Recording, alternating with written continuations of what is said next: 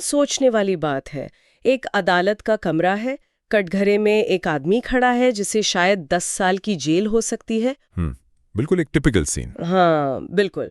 और अभियोजन पक्ष ने यानी प्रोसिक्यूशन ने एक खून से सना हुआ हथियार मेज पर रख दिया है और विटनेस बॉक्स में डॉक्टर खड़ा है जो एक मेडिकल रिपोर्ट की तरफ, जिसे हम अक्सर MLC कहते हैं, उसकी तरफ इशारा कर रहा है।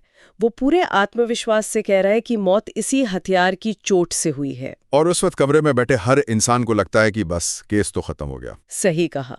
लोगों को लगता है कि ये तो एक अचूक सबूत है, एकदम पत्थर की लकीर। लेकिन हकीकत में ऐसा बिल्कुल नहीं होता। देखिए, अगर बचाव पक्ष का वकील स्मार्ट है ना, तो जिरह के यानी क्रॉस एग्जामिनेशन के अगले 15 मिनटों में वो उस एक्सपर्ट मेडिकल रिपोर्ट की पूरी धज्जियां उड़ा सकता है। मतलब वो साबित कर सकता है कि रिपोर्ट गलत है। हाँ, वो अदालत के सामने ये साबित कर देगा कि जिसे हर कोई परम सत्य मान रहा है ना, वो असल में एक बहुत ही साधारण सा अनुमान है, एक ओपिनियन है बस। अरे वाह! और इसी दिलचस्प मनोवैज्ञानिक और कानूनी शतरंज के खेल का आज के इस गहन विश्लेषण में हम पर्दाफाश करने वाले हैं। बिल्कुल। हमारे पास जो स्रोत हैं, जिनमें Indian evidence act, CRPC, forensic रणनीतियां और मोदी एवं पारेख की मेडिकल जूरिस्प्रूडेंस जैसी बहुत ही प्रामाणिक किताबें शामिल हैं, उनका विश्लेषण करके हम समझेंगे कि अदालत में एक डॉक्टर की क्रॉस एग्जामिनेशन आखिर की कैसे जाती है। ये समझना बहुत जरूरी है। हाँ, तो हमारा मिशन आज ये समझना है कि कोई भी मेडिकल रिपोर्ट अंतिम सत्य नहीं होती। सही सवालों से किसी भी एक्सपर्ट ओपिनियन को कैसे तोड़ा जा सकता है, यही हम आज डिकोड करेंगे। देखिए, ये विषय बहुत ही क्रिटिकल है, क्योंकि हम लोग अक्सर मेडिकल साइंस को लेकर बहुत भावुक होते हैं। वो तो है। हमें लगता है कि डॉक्टर ने जो कागज पर लिख दिया वो एकदम अटल सत्य है। लेकिन कानूनी नजरिए से अगर देखें तो एक मेडिकल रिपोर्ट केवल एक एडवाइजरी या कोरॉबोरेटिव एविडेंस होती है। ये कोई पूर्ण प्रमाण नहीं है। अच्छा, मतलब वो सिर्फ एक राय है। बिल्कुल। डॉक्टर अदालत में एक एक्सपर्ट विटनेस के तौर पर आता है और कानून भी ये मानता है कि एक्सपर्ट से गलती हो सकती है या फिर उसका नजरिया सीमित हो सकता है। इस पूरे प्रक्रिया को समझने के लिए मैं एक एनालॉजी देती हूँ। एक मेडिकल रिपोर्ट बिल्कुल किसी फिल्म के रिव्यू की तरह होती है। फिल्म का रिव्यू? हाँ। दिलचस्प है। हाँ, मतलब डॉक्टर ने उस फिल्म को यानी उस असली आपराधिक घटना को लाइव नहीं देखा है। वो वहां उस वक्त मौजूद तो नहीं था। वो केवल घटना के बाद बचे हुए निशानों यानी शरीर पर लगी चोटों को देखकर अपनी एक राय बना रहा है। एकदम सही। इसलिए ये सिर्फ एक राय है, घटना का कोई लाइव प्रसारण नहीं। बिल्कुल सटीक बात कही आपने। और इसी राय को डिकोड करने के लिए या कहूं तो इसे चुनौती देने के लिए वकीलों का एक बहुत ही सख्त नियम होता है। वो नियम क्या है? क्रॉस एग्जामिनेशन का सबसे बड़ा रूल है, कभी भी ओपन एंडेड सवाल मत पूछो। ओपन एंडेड मतलब? ऐसे सवाल जिनका जवाब डॉक्टर बहुत विस्तार से दे सके, जैसे डॉक्टर साहब उस रात क्या हुआ था। हाँ। अगर किसी वकील ने ऐसा सवाल पूछ लिया तो वो उसके लिए अदालत में आत्महत्या करने के बराबर है। अरे, इतना खतरनाक? बिल्कुल। अगर आप ओपन एंडेड सवाल पूछेंगे तो डॉक्टर अदालत को अपनी पूरी थ्योरी विस्तार से समझा देगा, वो अपनी कहानी सेट कर देगा। इसलिए हर सवाल लीडिंग होना चाहिए। लीडिंग सवाल मतलब सवाल ही इस तरह से फ्रेम किया जाता है कि उसका जवाब सिर्फ हाँ या ना में हो। हाँ, ठीक ऐसा ही। जैसे ये सही है ना कि आपने एक्सरे नहीं करवाया, या क्या ये सच नहीं है कि मरीज पुलिस के साथ आया था। ओहो, मतलब वकील सामने वाले को अपनी पिच पर खेलने के लिए मजबूर कर रहा है। सही पकड़ा। लीडिंग सवालों के जरिए वकील पूरी बातचीत का कंट्रोल अपने हाथ में रखता है। वो डॉक्टर को सिर्फ उस दिशा में सोचने पर मजबूर करता है जो बचाव पक्ष के लिए फायदेमंद है। तो चलिए इस शतरंज के खेल की शुरुआत करते हैं। अगर मैं एक वकील हूं तो मेरा पहला इंस्टिंक्ट होगा कि मैं सीधे रिपोर्ट के निष्कर्ष पर हमला करूं। मैं कहूंगी, डॉक्टर आप इस फ्रैक्चर के बारे में गलत है। और वो आपकी पहली बड़ी गलती होगी। अच्छा, क्यों? क्योंकि किसी भी रिपोर्ट पर सवाल उठाने से पहले आपको उस व्यक्ति पर सवाल उठाना चाहिए जिसने वो रिपोर्ट बनाई है। इसलिए जिरह की शुरुआत हमेशा डॉक्टर के क्रेडेंशियल्स और उसके पूर्वाग्रह यानी बायस की जांच से होती है। मुझे यहाँ थोड़ा रुकना होगा। मुझे डॉक्टर की योग्यता पर सवाल उठाना तो समझ आता है, लेकिन पूर्वाग्रह, क्या हम थोड़ी ज्यादा सिनिकल नहीं हो रहे हैं? ऐसा क्यों लगता है आपको? मेरा मतलब है, एक डॉक्टर का प्राथमिक काम तो इमरजेंसी वार्ड में जान बचाना है ना। वो जानबूझकर पुलिस के लिए किसी रिपोर्ट को क्यों घुमाएगा? रूटीन मतलब जो रोज का काम है। हाँ, सोचिए एक सरकारी अस्पताल के इमरजेंसी वार्ड में तैनात एक जनरल ड्यूटी मेडिकल ऑफिसर यानी जीडीएमओ दिन भर में दर्जनों केस देखता है।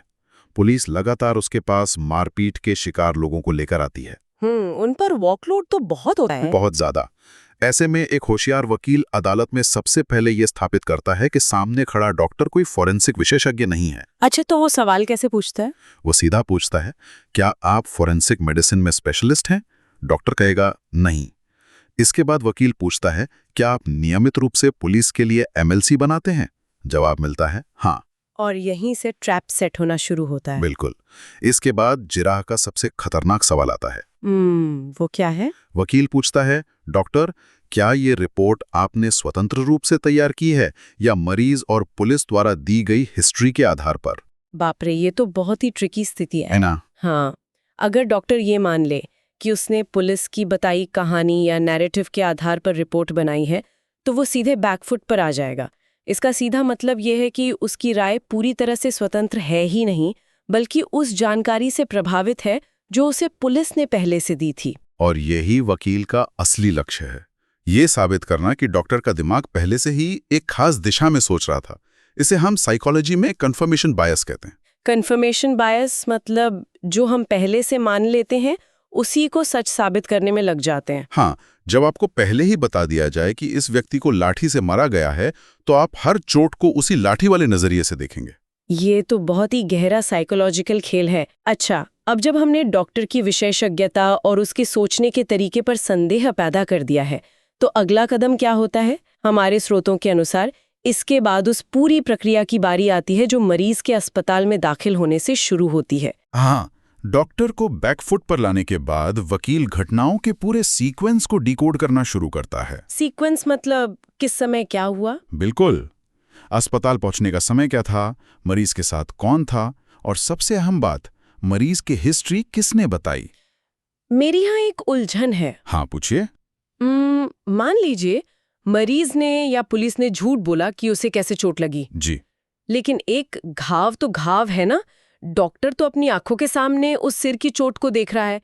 क्या उसे वास्तव में मरीज की कहानी या हिस्ट्री की जरूरत होती है ये बताने के लिए कि चोट कैसी है? ये एक बहुत ही वैलिड पॉइंट है, लेकिन मेडिकल डायग्नोसिस इस तरह से काम नहीं करता। अच्छा, तो कैसे करता है? देखिए, चोट देखकर आप ये तो बता सकते हैं कि त्वचा फटी है या खून बह रहा है, लेकिन वो चोट कैसे लगी, इसके तो कई कारण हो सकते हैं ना। और इसी बिंदु पर वकील डॉक्टर को फंसाते हैं। वो कैसे? वे पूछते हैं, डॉक्टर, अगर मरीज ने आपको ये बताया होता कि वो सीढ़ियों से गिर गया था, तो क्या आपकी राय बदल जाती? ओहो, मतलब अगर डॉक्टर कहता है कि हाँ, गिरने से भी ऐसी चोट लग सकती है, तो इसका मतलब है कि उसकी वर्तमान रिपोर्ट पूरी तरह से इस बात पर टिकी है कि मरीज ने उसे क्या कहानी सुनाई थी। एकदम सही।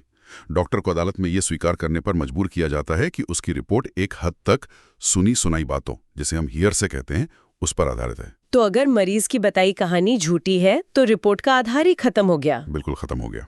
और इसके साथ ही एक और बहुत बड़ा फैक्टर जुड़ जाता है, जांच में देरी या टाइम गैप। हाँ, मैंने पढ़ा है कि घटना के समय और अस्पताल में मेडिकल जांच के समय के बीच का अंतर बहुत महत्वपूर्ण होता है। बहुत ज्यादा महत्वपूर्ण।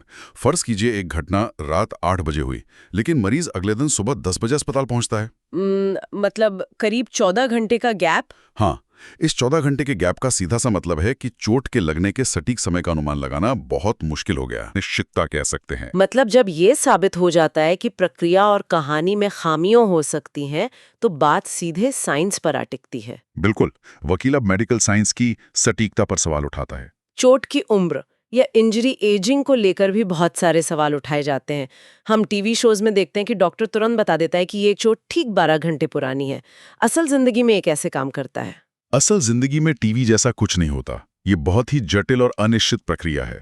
इंजरी एजिंग मुख्य रूप से घाव भरने के चरणों और शरीर में होने वाले जैविक बदलावों पर निर्भर करती है। जैविक बदलाव मतलब? उदाहरण के लिए, जब शरीर पर कोई नील पड़ता है, जिसे मेडिकल भाषा में कंट्यूजन कहते हैं, तो उसका रंग बदलता है, लाल से नीला, फिर हरा, फिर पीला। हाँ, वो तो हमने भी देखा है चोट लगने पर। और ये हीमोग्लोबिन के टूटने के कारण होता है, जो बिलीवर्डिन और बिलीरूबिन में बदलता है। लेकिन क्या ये रंग बदलने की प्रक्रिया हर इंसान में एकदम एक जैसी होती है? यही तो सबसे बड़ा कैच है। ये बिल्कुल एक जैसी नहीं होती। तो ये किन बातों पर निर्भर करता है? ये इस बात पर निर्भर करता है कि इंसान की उम्र क्या है, उसका पोषण यानी न्यूट्रिशन कैसा है, और चोट शरीर के किस हिस्से पर लगी है। इसलिए दुनिया का कोई भी डॉक्टर एकदम सटीकता से नहीं कह सकता कि चोट ठीक 12 घंटे पुरानी है। तो वकील क्या करते हैं? वकील डॉक्टर से ये कबूलवाते हैं कि ये समय सीमा सिर्फ एक अनुमान है, कोई हार्ड फैक्ट नहीं है। मतलब एक 6 घंटे पुरानी चोट और 24 घंटे पुरानी चोट के बीच का अंतर बताना कई बार सिर्फ डॉक्टर के तजुर्बे और अनुमान पर निर्भर करता है, किसी ठोस मशीनरी पर नहीं। एकदम सही। और बचाव पक्ष के लिए ये अनिश्चितता एक बहुत बड़ा हथियार बन जाती है। एक और चीज जो मुझे इन स्रोतों में बहुत दिलचस्प लगी, वो है एक्सरे और माइक्रोस्कोपिक टेस्ट की कमी। हाँ, ये भी बहुत बड़ा पॉइंट है। सेक्शन 320 आईपीसी में ग्रीवस हर्ट यानी गंभीर चोट की परिभाषा दी गई है। अगर किसी मेडिकल रिपोर्ट में लिखा है कि हड्डी टूटी है या चोट गंभीर है, लेकिन कोई एक्सरे नहीं हुआ है, तो कानूनी तौर पर उस रिपोर्ट की क्या अहमियत रह जाती है? कानूनी तौर पर बिना एक्सरे के किसी भी फ्रैक्चर की पुष्टि नहीं की जा सकती। ये बचाव पक्ष के लिए अदालत में सबसे बड़ी जीत होती है। ऐसा क्यों? क्योंकि कई बार गंभीर सूजन या सॉफ्ट टिश्यू इंजरी बाहर से देखने पर बिल्कुल फ्रैक्चर जैसी ही लगती है। अच्छा, तो बिना अंदर देखे हम बता ही नहीं सकते? बिल्कुल।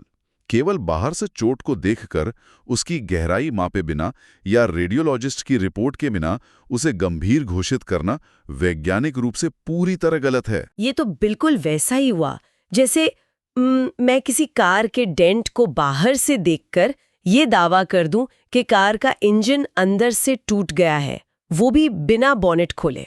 बिना एक्सरे के आप फ्रैक्चर कैसे मान सकते हैं? बहुत ही सटीक एनालॉजी दी है आपने।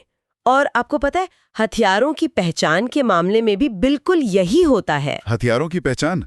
मतलब चाकू या लाठी? हाँ, डॉक्टर अक्सर रिपोर्ट में लिख देते हैं कि चोट किसी धारदार या भारी हथियार से लगी है, लेकिन क्या वे केवल एक घाव को देखकर ये बता सकते हैं कि वो किस ब्रांड की लाठी या किस आकार के चाकू से लगा है? नहीं, घाव तो बस घाव है। बिल्कुल नहीं बता सकते। हथियारों की विशिष्ट पहचान करना ज्यादातर मामलों में एक वैज्ञानिक अटकल या स्पेक्यूलेशन ही होता है। तो अब हम उस बिंदु पर पहुंच गए हैं जहां एक तरह से पूरी नींव हिल चुकी है। बिल्कुल हिल चुकी है। डॉक्टर के क्रेडेंशियल्स पर सवाल उठ चुके हैं, घटना की टाइमलाइन और हिस्ट्री संदिग्ध हो गई है, और जो विज्ञान बहुत ठोस लग रहा था, वो एक्सरे और इंजरी एजिंग वाला, वो अब सिर्फ एक अनुमान लग रहा है। यहाँ से वकील अपनी फाइनल चाल कैसे चलता है?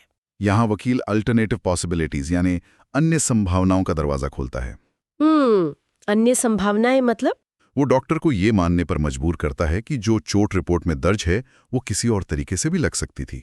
आप एक्सीडेंटल फॉल्स यानी दुर्घटना या गिरने की बात कर रहे हैं ना? हाँ, वकील सीधा सवाल दागता है, डॉक्टर साहब, क्या ये संभव है कि सिर पर लगी ये ब्लंट इंजुरी किसी खुरदरी सतह पर फिसलकर गिरने से लगी हो? लेकिन अगर डॉक्टर कह दे कि हाँ, ये संभव है, तो इसका मतलब ये तो नहीं कि वो इंसान सच में गिरा ही था। इसका पूरे केस पे इतना बड़ा असर क्यों पड़ता है? असर इसलिए पड़ता है क्योंकि क्रिमिनल लॉ में पॉसिबल यानी संभव है और प्रोबेबल यानी यही सच है, इनके बीच एक बहुत गहरी खाई है। अच्छा, तो प्रोबेबल साबित करना जरूरी है। हाँ, अभियोजन पक्ष को यह साबित करना होता है कि अपराध बियॉन्ड रीजनेबल डाउट यानी संदेह से परे हुआ है। उन्हें ये अदालत में साबित करना है कि चोट सिर्फ और सिर्फ इसी हथियार से लगी है। अच्छा, तो बचाव पक्ष के वकील का लक्ष्य ये साबित करना नहीं है कि उसका मुवक्किल बेकसूर है, बल्कि उसका लक्ष्य सिर्फ ये साबित करना है कि घटना के होने का कोई एक और तरीका भी मुमकिन है। बिल्कुल।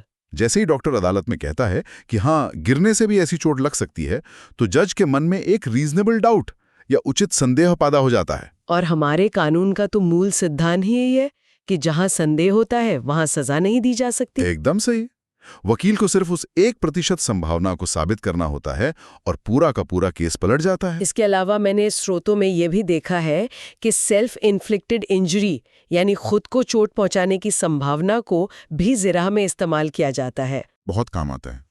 कई बार लोग खुद को हल्की चोटें पहुंचाते हैं, जिन्हें मेडिकल टर्म में हेजिटेशन कट्स कहा जाता है, ताकि वो किसी और को झूठे केस में फंसा सकें। तो वहाँ वकील कैसे सवाल करता है? एक चालाक वकील डॉक्टर से इन कट्स की प्रकृति के बारे में पूछता है।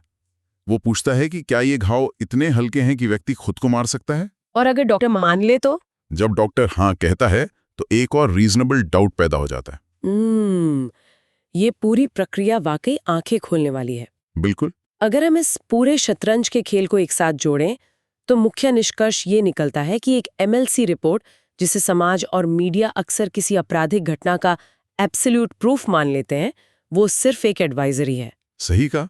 ये केवल एक डॉक्टर की व्यक्तिगत राय है जिसे उसने एक विशिष्ट समय और बहुत ही सीमित जानकारी के साथ बनाया है। और अगर रिपोर्ट में ओवरराइटिंग है, एक्सरे मिसिंग है, जांच में घंटों की देरी हुई है या पूरी डायग्नोसिस सिर्फ मरीज की गवाही पर आधारित है, तो कानूनी रूप से वो रिपोर्ट बहुत कमजोर हो जाती है। हाँ, क्योंकि डॉक्टर कोई चश्मदीद गवाह नहीं है, वो सिर्फ एक एक्सपर्ट है जो घटना के बाद का अनुमान लगा रहा है। और मुझे लगता है कि ये जानकारी सिर्फ अदालत के कमरों तक सीमित नहीं रहनी चाहिए। ये हमारी रोजमर्रा की जिंदगी के लिए भी बहुत प्रासंगिक है, खासकर आज के दौर में जहां क्रिटिकल थिंकिंग की बहुत कमी देखने को मिलती है। मैं पूरी तरह से सहमत हूं आपकी इस बात से। आज की दुनिया में जहां हर तरफ सूचनाओं और एक्सपर्ट्स की भरमार है, हम अक्सर किसी भी ओपिनियन को सिर्फ इसलिए सच मान लेते हैं क्योंकि वो किसी अथॉरिटी से आई है। हाँ, हम सवाल पूछना भूल जाते हैं। बिल्कुल। ये चर्चा हमें सिखाती है कि कैसे सही और तार्किक सवालों के जरिए किसी भी जानकारी को, चाहे वो कितनी भी ठोस क्यों न लगे, परखा जा सकता है। और यही इस डीप डाइव का सबसे बड़ा टेक अवे भी है। किसी भी रिपोर्ट के पीछे के विज्ञान, प्रक्रिया और इरादे को समझना। एकदम सही। अंत में मैं एक विचार छोड़कर जाना चाहूंगी, और ये सोचने वाली बात है। अगर किसी व्यक्ति की जिंदगी बर्बाद करने और उसे सालों तक जेल भेजने की ताकत रखने वाली एक गंभीर मेडिकल रिपोर्ट को महज 100 हाँ या ना वाले तार्किक सवालों से एक साधारण से अनुमान में बदला जा सकता है, तो हमारी रोजमर्रा की जिंदगी में ऐसे कितने परम सत्य हैं जो असल में सिर्फ अच्छे तरीके से पेश की गई राय भर हैं? बहुत ही गहरा सवाल है ये। हाँ, अगली बार जब कोई पूरे आत्मविश्वास के साथ कहे कि विशेषज्ञों का ये मानना है, तो खुद से जरूर पूछिएगा, क्या हमने उनसे सही सवाल किए हैं?